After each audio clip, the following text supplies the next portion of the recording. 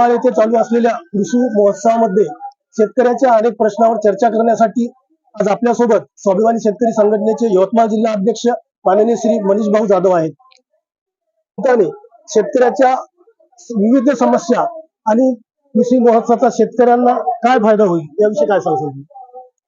खऱ्या अर्थाने ज्या व्यक्तीच्या पदस्पर्शाने महाराष्ट्राची मातृभूमी पुनीत झाली असे शेतकऱ्याचे आराध्य कैलासवासी वसंतराव नाईक साहेब यांचा हा जिल्हा, या जिल्ह्यातून त्यांनी कृषी क्षेत्रामध्ये क्रांती घडवून या महाराष्ट्राला अन्नधान्याच्या बाबतीत सुजलाम सुफलाम केलं. पण दुर्दैवाने काही शासनाच्या चुकीच्या धोरणामुळे, शेतकरी विरोधी धोरणामुळे शेतकऱ्यांच्या आत्महत्येचा कलंक या जिल्ह्याला लागलेला आहे. पण आज आधुनिक तंत्रज्ञानाचा आविष्कार हे शेतकऱ्याच्या बांधावर पोहोचावं यासाठी या कृषी महोत्सवाचं आयोजन करण्यात आलेलं आहे. पण यामध्ये शेतकरी फेट्यात आणि अधिकारी फेट्यात आणि शेतकरी धोक्यात अशी एक दुरवस्था या जिल्ह्याची झालेली आहे. खऱ्या अर्थाने या कृषी महोत्सवाच्या स्टॉल मध्ये आज जे चालू खरीप हंगामामध्ये सततचा जो पाऊस होत आहे जिल्ह्यामध्ये, अवेळी पाऊस होत आहे, यामध्ये कायम जमिनीत ओलावा राहत असल्या कारणाने बुरशीचं प्रमाण जिल्ह्यामध्ये वाढलेलं आहे आणि एकूणच जिल्ह्याचं जे सॉइल स्टेटस आहे ते अत्यंत भयावह आहे.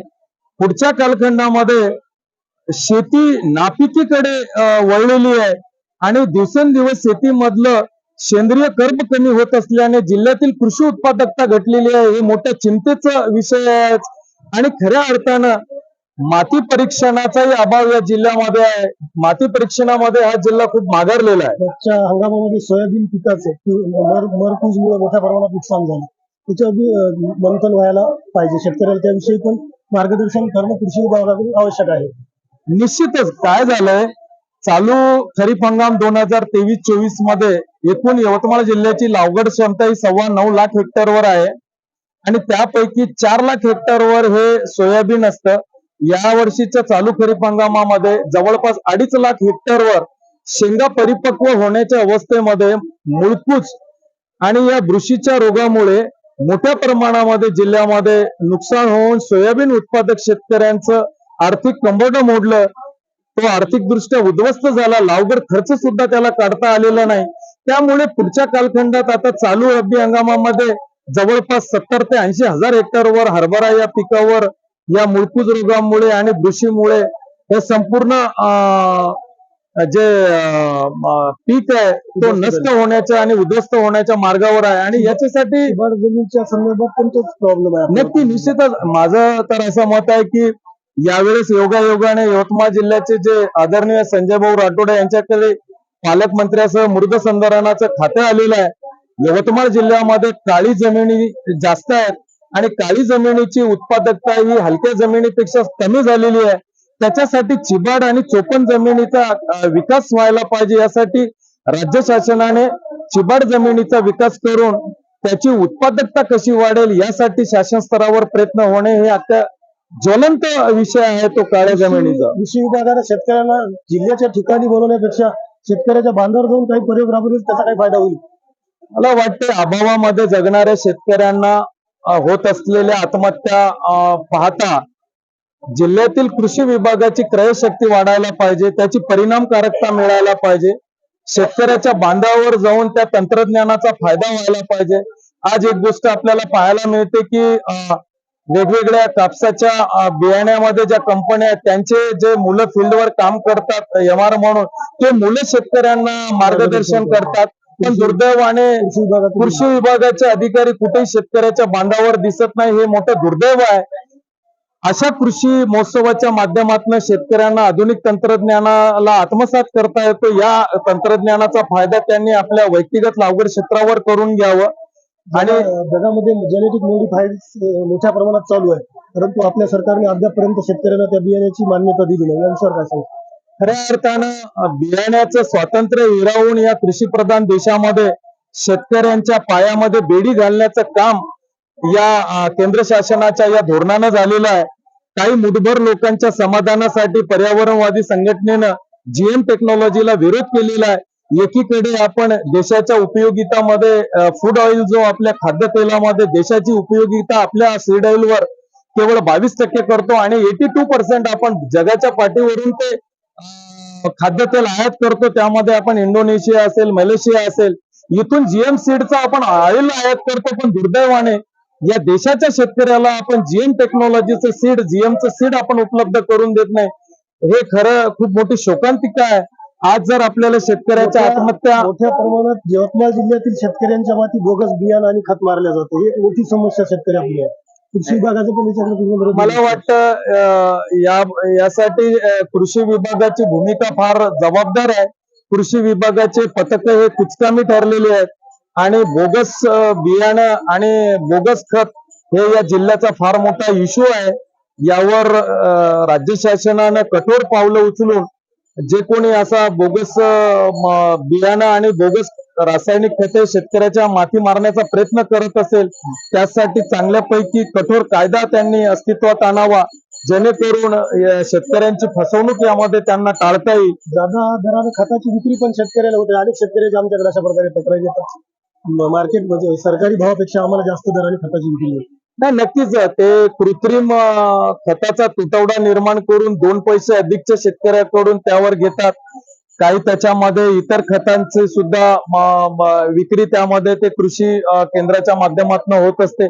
पण या सर्व एकूण बाबीवर मॉनिटरिंग आणि त्याच्यावर नियंत्रण ठेवण्याचं काम हे कृषी विभागाच्या माध्यमातून व्हायला पाहिजे.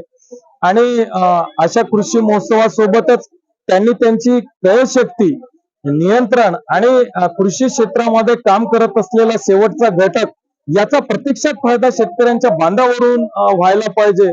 हे कृषी व्यवस्थेमध्ये अभिप्रेत आहे आणि अपेक्षित आहे. सगळ्या नैसर्गिक आपत्ती आणि सगळ्या गोष्टीला तोंड देताना आता ज्या सोयाबीन आणि कापूस या पिकाचे दर मोठ्या प्रमाणात पडलेले आहेत. शेतकऱ्यांनी कापसाचा स्टॉक करून ठेवलेला आहे. शेतकरी आर्थिक अडचणीत आहेत. मोठ्या समस्येचा सामना शेतकरी करत आहे. शासनाने याकडे पण लक्ष द्यायला पाहिजे.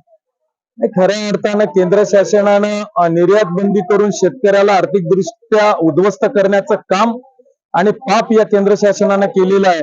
आज जे शेतमालाचे दर दबावात आलेले आहे, शेतकरी प्रचंड मानसिक तणावाखाली आलेला आहे. शेतीवर लावगड खर्च जो येत आहे तो निघत नाही आहे आणि प्रचंड नैराश्याच्या गर्तेत आज कापूस उत्पादक आणि सोयाबीन उत्पादक शेतकरी सापडलेला आहे. शेतमाल त्यांनी साठवणूक करून या प्रतीक्षेत आहे की भाववाढ होईल.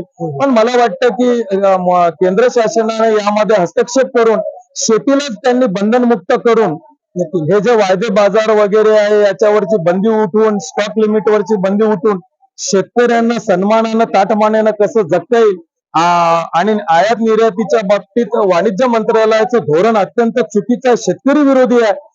या शेतकरी विरोधी धोरणाला कंटाळून शेतकरी गळफास घेत आहे, विष घेत आहे.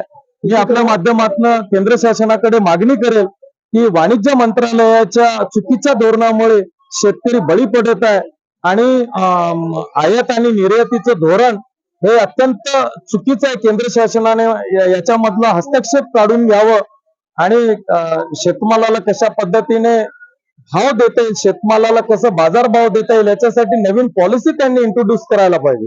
एकीकडे पाहायला गेलं तर रासायनिक खत आणि बियाणे यांचे भाव गगनाला भिडलेले आहेत. परंतु अतिशय मेहनतीने जे शेतकरी आपल्या शेतामध्ये उत्पन्न घेतो आणि त्याला बाकीमोल भावाला त्याला मार्केटमध्ये विकावं लागते. ही सर्वात मोठी शोकांतिका आपल्या यवतमाळ जिल्ह्यातील शेतकरी. खरं तर कृषी प्रधान या शब्दावरच माझा आक्षेप यासाठी आहे की कृषी प्रधान देशामध्ये आज कृषी मंत्रीच नाही आहे. केंद्र शासनाच्या मध्ये आज केंद्र शासनाच्या मंत्रिमंडळामध्ये कृषी मंत्रीच नाही आहे. खऱ्या अर्थानं या कृषी प्रधान देशाचं एवढं दुर्दैव आहे की आज कृषी मंत्री नसल्या कारणाने मेकॅनिझम डिझाईन करत असताना या येणाऱ्या अडचणी शेतकऱ्यांच्या हिताच्या नाही आहेत.